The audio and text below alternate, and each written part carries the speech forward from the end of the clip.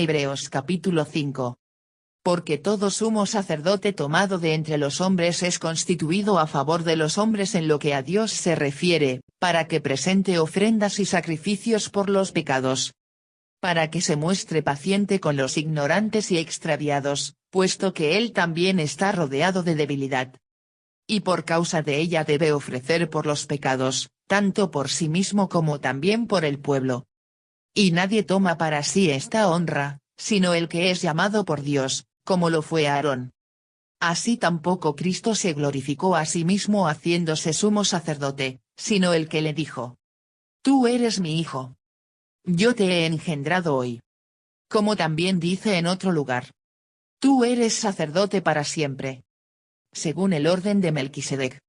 Y Cristo, en los días de su carne, ofreciendo ruegos y súplicas con gran clamor y lágrimas al que le podía librar de la muerte, fue oído a causa de su temor reverente. Y aunque era hijo, por lo que padeció aprendió la obediencia. Y habiendo sido perfeccionado, vino a ser autor de eterna salvación para todos los que le obedecen. Y fue declarado por Dios sumo sacerdote según el orden de Melquisedec. Advertencia contra la apostasía. Acerca de esto tenemos mucho que decir, y difícil de explicar, por cuanto os habéis hecho tardos para oír. Porque debiendo ser ya maestros, después de tanto tiempo, tenéis necesidad de que se os vuelva a enseñar cuáles son los primeros rudimentos de las palabras de Dios, y habéis llegado a ser tales que tenéis necesidad de leche, y no de alimento sólido. Y todo aquel que participa de la leche es inexperto en la palabra de justicia, porque es niño. Pero el alimento sólido es para los que han alcanzado madurez, para los que por el uso tienen los sentidos ejercitados en el discernimiento del bien y del mal. Este fue su sacrificio, con grandes clamores y lágrimas.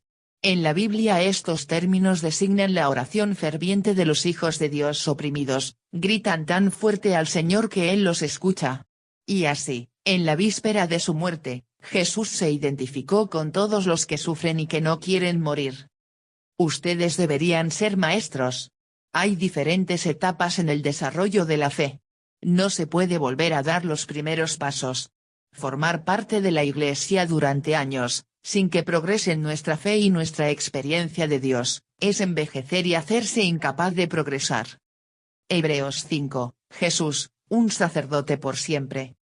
A. Nuestro misericordioso sumo sacerdote. 1. 1:4, Principios del sacerdocio bajo la ley de Moisés. Porque todo sumo sacerdote tomado de entre los hombres es constituido a favor de los hombres en lo que a Dios se refiere, para que presente ofrendas y sacrificios por los pecados, para que se muestre paciente con los ignorantes y extraviados, puesto que él también está rodeado de debilidad, y por causa de ella debe ofrecer por los pecados, tanto por sí mismo como también por el pueblo. Y nadie toma para sí esta honra, sino el que es llamado por Dios, como lo fue Aarón. A. Porque todo sumo sacerdote tomado de entre los hombres, como se describe en Éxodo 28 2.1 y en los versículos siguientes, Dios estableció el sacerdocio y el oficio de sumo sacerdote en los días de Moisés. El autor de los Hebreos resume cuidadosamente el trabajo del sumo sacerdote al decir que presenta ofrendas y sacrificios por los pecados. La función principal del sumo sacerdote era oficiar directa o indirectamente, a través de los sacerdotes de menor rango, sacrificios al Señor. Y la frase ofrendas y sacrificios por los pecados nos recuerda que no todos los sacrificios eran expiación de sangre por pecados. Muchos de los rituales de sacrificios se hacían con la intención de dar ofrendas a Dios, expresando agradecimiento y deseando compañerismo. B. Para que se muestre paciente, el ideal, era que el sumo sacerdote fuera más que un carnicero que ofrecía sacrificios. Él también se mostraría paciente con los ignorantes y extraviados, y ministraría los sacrificios expiatorios con un corazón lleno de amor para el pueblo. En este ideal, el sumo sacerdote es paciente porque entiende que él también está rodeado de debilidad. Y Dios dio órdenes específicas para ayudar a asegurar que el sumo sacerdote ministre con compasión.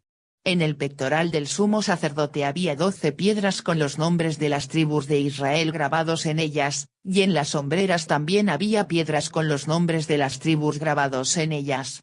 Con esto, el pueblo de Israel estaba siempre en el corazón y en los hombros del sumo sacerdote, Éxodo 28 2.4-30. C. Y por causa de ella debe ofrecer por los pecados, tanto por sí mismo como también por el pueblo. Dios también hizo mandamientos específicos para asegurar que el sumo sacerdote ministrara con la conciencia de que él también está rodeado de debilidad. En el día de la expiación, el sumo sacerdote tenía que hacer un sacrificio por sí mismo primero, para recordarse a sí mismo y al resto de la nación que él también tenía pecado que ser expiado, tal como el resto del pueblo de Israel. Levítico 16 2.16. D. Y nadie toma para sí esta honra, sino el que es llamado por Dios, como lo fue Aarón. Por supuesto, el sumo sacerdote era tomado de la comunidad del pueblo de Dios, pero no era elegido por el pueblo de Dios, sino que era designado por Dios para su pueblo. Pero es importante señalar que nadie toma para sí esta honra. El oficio del sumo sacerdote no era nada a lo que se pudiera aspirar o algo por lo que se pudiera hacer campaña. Era dado por derecho de nacimiento, era escogido por Dios. Era un honor que ningún hombre podía tomar para sí. Y el verdadero sacerdocio, y el sumo sacerdote, vienen de una línea de descendencia específica. Todo sacerdote vino de Jacob, el nieto de Abraham, cuyo nombre fue cambiado por Israel. Cada sacerdote viene de Leví, uno de los 13 hijos de Israel. Dios apartó la tribu de Leví como una tribu comprometida con su servicio y como representantes de toda la nación. Éxodo 13 2.2, Números 3 2.40-41. Gersón, Coat y Merari eran los 3 hijos de Leví. Cada una de estas líneas de la familia tenía sus propias funciones. La familia de Gersón estaba al cuidado del tabernáculo, la tienda, su cubierta y las cortinas. Números 3 2.25-26. La familia de Coat tenía a su cargo el cuidado del mobiliario del tabernáculo, el candelero, el altar de incienso y el arca del pacto. Números 3 2.31-32. La familia de Merari cuidaba de las tablas, las columnas del tabernáculo, sus estacas y sus cuerdas. Números 3 2.36-37. Estas familias no eran propiamente sacerdotes, a pesar que eran levitas. El sacerdocio como tal vino a través de Aarón, el hermano de Moisés, de la familia de Coat. En la familia de Aarón y su descendencia se formaron los sacerdotes y al sumo sacerdote, aquellos que podían servir en el tabernáculo y ofrecer sacrificios a Dios. El sumo sacerdote era generalmente el mayor de los hijos Aarón, excepto si se descalificaban ellos mismos, como Nadab y Abiú, Levítico 10 2.13, o de acuerdo con las regulaciones de Levítico 21. En este sentido, el sacerdocio no era elegido popularmente sino por Dios, no designado por el hombre. Y hay algunos terribles casos donde hombres quisieron actuar como sacerdotes cuando no lo eran, tal como Coré, Números 16, Saúl, 1 de Samuel 13, y Ucías, 2 Crónicas 26 2.16. Y tampoco podemos tener el honor de ser nuestro propio sacerdote. Es demasiado arrogante de nuestra parte pensar que podemos acercarnos a Dios por nuestra propia cuenta, sin un sacerdote, pero por otro lado, es una gran superstición pensar que necesitamos a cualquier otro sacerdote que no sea Jesucristo mismo. Dios ha provisto de un mediador, un sacerdote, y debemos hacer uso del sacerdote que Dios ha provisto. Y un pecador no puede intentar hacer nada para Dios inmediatamente, o por sí mismo, sino con un sacerdote mediador, que debe conocer la mente, la voluntad de Dios y llevarla a cabo. El sentido común que tiene la humanidad al respecto desde la caída es la evidencia: no hay nación sin religión, sin templo, sin un lugar para adorar o un sacerdote. Pole 2. 5-6. Jesús está calificado para ser nuestro sumo sacerdote. Así tampoco Cristo se glorificó a sí mismo haciéndose sumo sacerdote, sino el que le dijo: tú eres mi hijo, yo te he engendrado hoy. Como también dice en otro lugar: tú eres sacerdote para siempre, según el orden de Melquisedec. A. Así tampoco Cristo se glorificó a sí mismo haciéndose sumo sacerdote. Jesús no se hizo a sí mismo sumo sacerdote. Al contrario, así como fue declarado hijo, Salmos 2:2.7, también fue declarado sacerdote para siempre, en Salmos 110:2.4. Y era fácil ver por qué el sacerdocio de Jesús era tan difícil de entender para los primeros cristianos. Él no era del linaje de Aarón. Jesús no afirmó ni practicó ningún ministerio especial en el templo. Él confrontó a la estructura religiosa en vez de unírsele. En el tiempo de Jesús, el sacerdocio también se había convertido en una institución corrupta. La tradición se había convertido en sumo sacerdote en esos días, a través de la intriga y la política entre el sacerdocio corrupto. Y sacerdote para siempre es un contraste importante. El sacerdocio de Jesús, como el de Melquisedec, no tiene fin, pero ningún sumo sacerdote descendiente de Aarón tuvo un sacerdocio para siempre. B. Yo te he engendrado hoy se refiere a la resurrección de Jesús de entre los muertos. En ese tiempo él asumió por completo su rol como nuestro sumo sacerdote, habiendo sido perfeccionados, Hebreos 5:2.9. Y la resurrección de Jesús demostró que él no era un sacerdote como Aarón, que tenía que expiar su propio pecado primero. La resurrección vindicaba a Jesús como el Santo del Padre, Hechos 2:24, 2:27, quien soportó la ira que merecían los pecadores, sin haberse convertido en pecador él mismo. C. Hebreos 7 desarrollará más plenamente el tema de Jesús como sumo sacerdote según el orden de Melquisedec. 3. 7:11, la compasión de Jesús, nuestro sumo sacerdote. Y Cristo, en los días de su carne, ofreciendo ruegos y súplicas con gran clamor y lágrimas al que le podía librar de la muerte, fue oído a causa de su temor reverente. Y aunque era hijo, por lo que padeció aprendió la obediencia, y habiendo sido perfeccionado, vino a ser autor de eterna salvación para todos los que le obedecen, y fue declarado por Dios sumo sacerdote según el orden de Melquisedec. Acerca de esto tenemos mucho que decir. A. Ofreciendo ruegos y súplicas con gran clamor y lágrimas, la agonía de Jesús en el huerto de Getsemaní, Mateo 26:2.36-39, Lucas 22:44, prueba que él sabe lo que es luchar con la dificultad de la obediencia, sin embargo él obedeció perfectamente. Y esto contesta la pregunta, ¿cómo puede este Jesús glorioso, que está sentado en su trono, saber por lo que estoy atravesando aquí? Él sabe, la obediencia no siempre fue fácil para Jesús.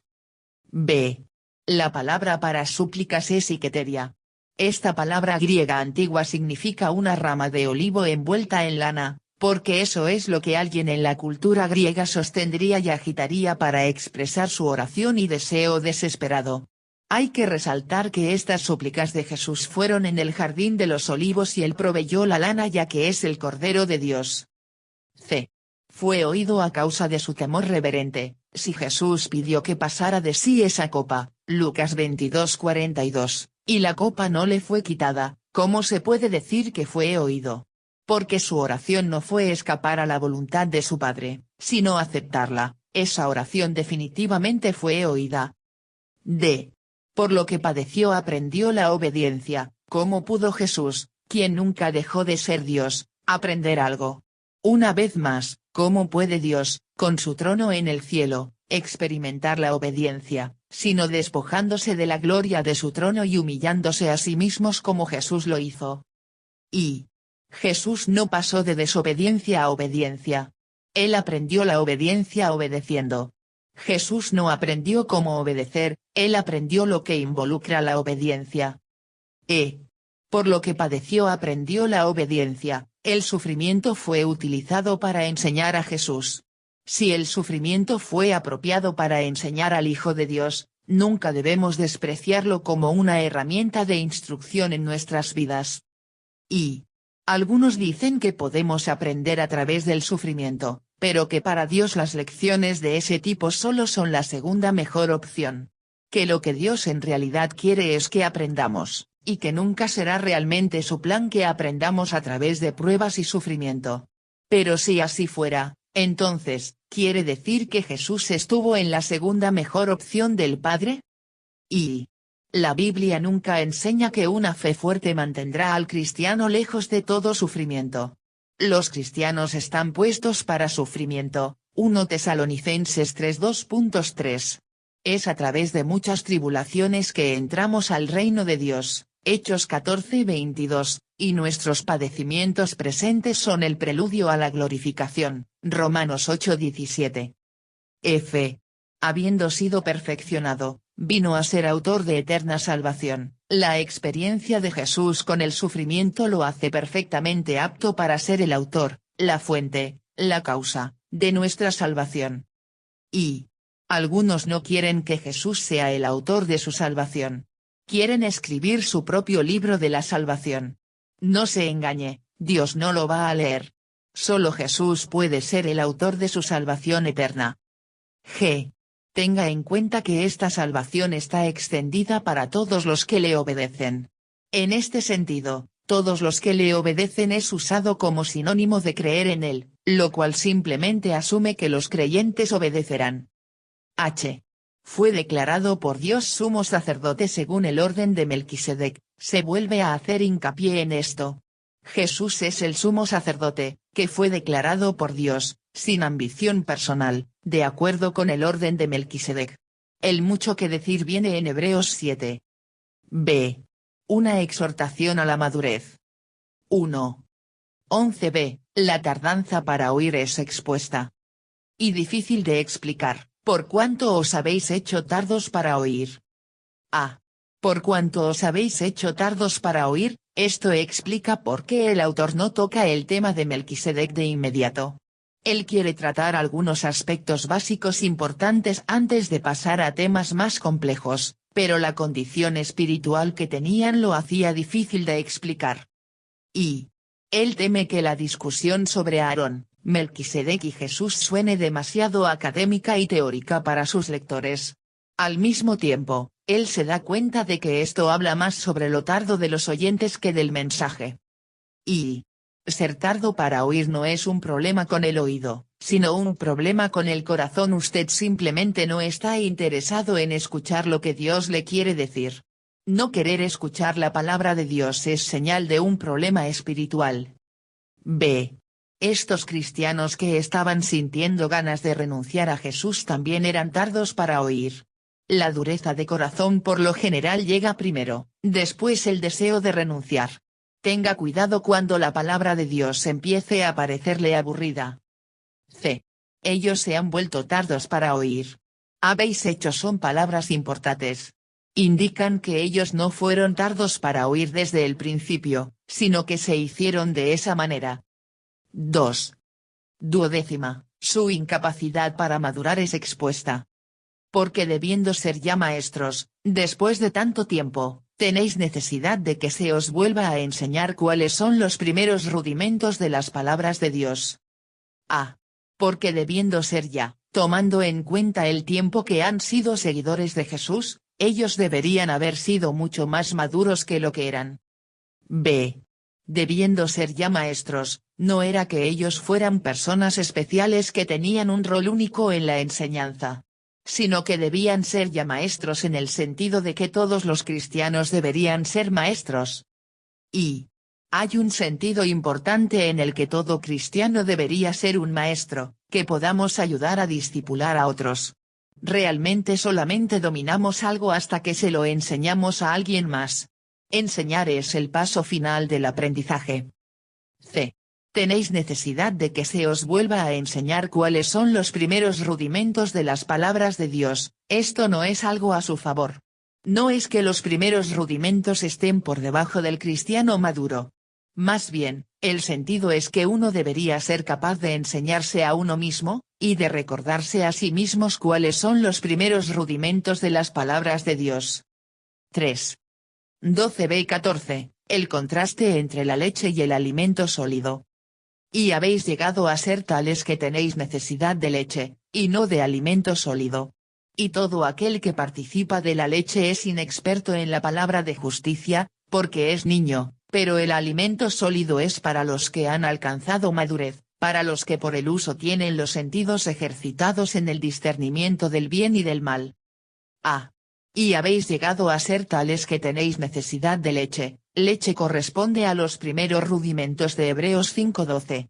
Alimento sólido es la comida sustanciosa. Un ejemplo de esta es entender la conexión entre Jesús y Melquisedec. No es que la leche sea mala, pero estos cristianos debieron haber agregado alimento sólido a su dieta. Pedro nos recuerda: desead, como niños recién nacidos, la leche espiritual no adulterada, para que por ella crezcáis para salvación. 1 Pedro 2:2. B. En el lenguaje original, el sentido de porque es niño es porque se ha convertido en niño. No hay nada más agradable que un verdadero niño en Jesús. Pero no hay nada más irritable y deprimente que alguien que debe ser maduro pero que se ha convertido en niño. ¿Se ha convertido usted en niño? Tal vez su vida cristiana es inestable. Los niños son pasados de una persona a otra, los niños son llevados por doquiera de todo viento de doctrina, Efesios 4:14. ¿Se ha convertido usted en niño? Tal vez usted provoca división en su vida cristiana. Los niños tienen su propia cuna a la cual se aferran, los niños tienen su denominación particular a la cual ven como mi iglesia. ¿Se ha convertido usted en niño? Tal vez usted ha sido deslumbrado por celebridades cristianas de un tipo o de otro. Los niños se centran en una persona en particular. Mami, los niños se glorían en los hombres: yo soy de Pablo, yo soy de Apolo. ¿Se ha convertido usted en niño? Tal vez usted está dormido espiritualmente. Los niños tienen que dormir mucho, los niños pasan mucho tiempo dormidos espiritualmente. ¿Se ha convertido usted en niño? Tal vez usted sea quisquilloso e irritable con los demás. Los niños pueden ser irritables, los niños harán escándalos por cualquier cosita. Es inexperto en la palabra de justicia. Aquellos que se han convertido en niños se exponen a sí mismos porque son inexpertos en la palabra de justicia. Nosotros no esperamos que los cristianos nuevos sean expertos en la palabra de justicia, pero aquellos que ya tienen tiempo de cristianos deberían serlo. Para los que por el uso tienen los sentidos ejercitados en el discernimiento del bien y del mal, nuestros sentidos están ejercitados, formados por el hábito y la práctica, en el discernimiento del bien y del mal, doctrinalmente, no moralmente.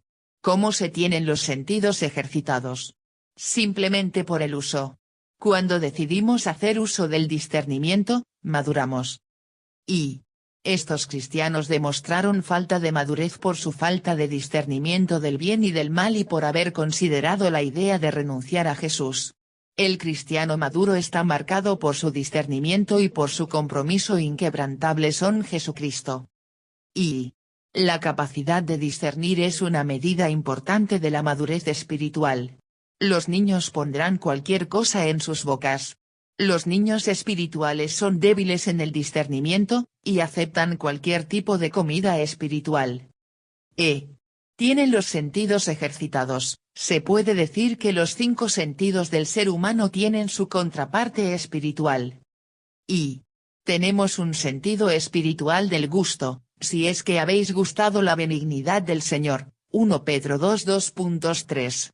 Gustad, y ved que es bueno Jehová. Salmos 34:2.8.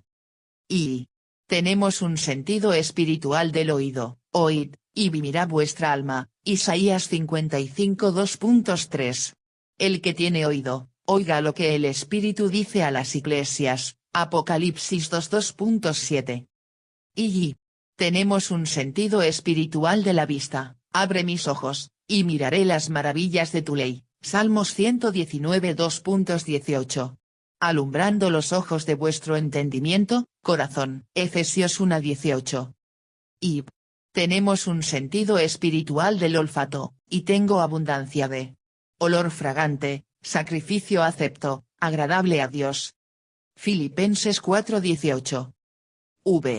Tenemos un sentido espiritual del tacto o de sentir, y tu corazón se enterneció, y te humillaste delante de Jehová. 2 de Reyes 22:19, los cuales, después que perdieron toda sensibilidad, se entregaron a la lascivia, Efesios 4:2.18-19.